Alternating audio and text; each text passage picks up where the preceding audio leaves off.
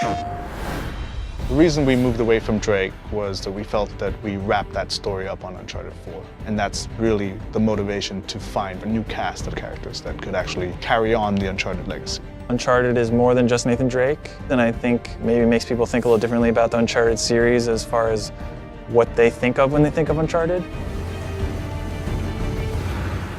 We started trying to keep it short. We started trying to keep it contained. But like all Naughty Dog games, you know, it's story-driven and we need the time to tell the story accurately. We needed to go into the past, dig a little deeper than, you know, the surface, and it just blew up. We started expanding to get character arcs developed, and before we knew it, it's a full game.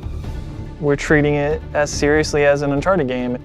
The game could stand on its own as an entry in the series. It's going to be the sum of Uncharted's in terms of gameplay experience with some of our beloved characters, some of the most fan-favored characters. Well, there were many ideas on the table, like Sullivan and Sam's story, but they all were very closely related to U4, so we wanted something that was fresh, something that was new, and Chloe, being a fan favorite, we thought we would explore her story. Then we thought about, okay, well, who would be a good pairing with Chloe Fraser? We were like, well, what if Chloe Fraser wanted to explore her past, go back to India, to her roots, and what if she needed someone like Nadine Ross as a partner? We find these symbols. We find the tusk. And then that was the kind of jumping off point of these two interesting characters together. We can put them wherever we want. We know that there's going to be fun stuff happening, and Chloe is more improvisational. Nadine is more logical. We know that there's going to be great conflict if we throw those two together. That's supposed to happen? Dunno. Chloe Fraser has interest in the tusk of Ganesh, which is a treasure that's in India that is kind of close to her. Her father was an archaeologist. He had tried tracking down this tusk before in the past. So for Chloe, there's a personal attachment to the tusk. For Nadine Ross, she is on the verge of bankruptcy. She's lost Shoreline, and she desperately wants to regain control. That's where the characters start. Because of Nadine's military background, particularly with our villain, Sav, Chloe's brought her in to kind of help her out. He's just another warmonger with no war to fight. No, you don't know him like I do. He changes location and routines by the hour. We'd be foolish to take unnecessary risks.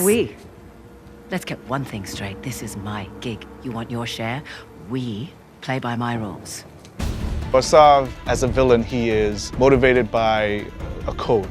He believes that he owns rights to this land, and he's fought a war that has kind of gone on for centuries. So recently he has started rekindling this war to profit.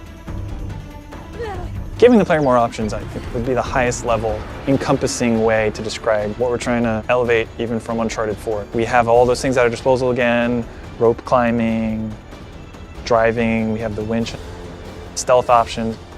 We have lockpicking now, so we have crates of things that you can find certain weapons or treasures in.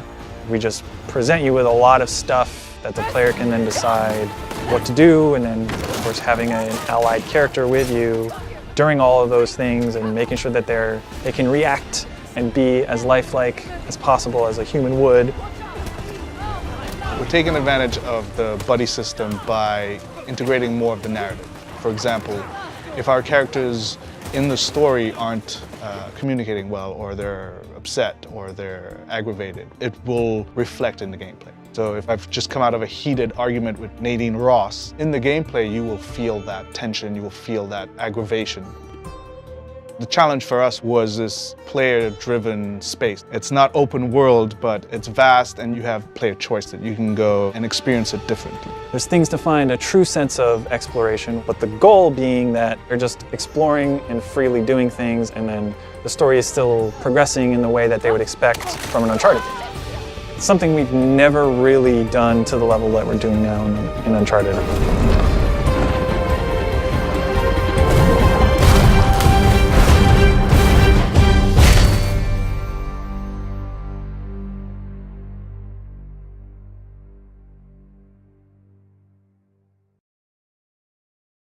PlayStation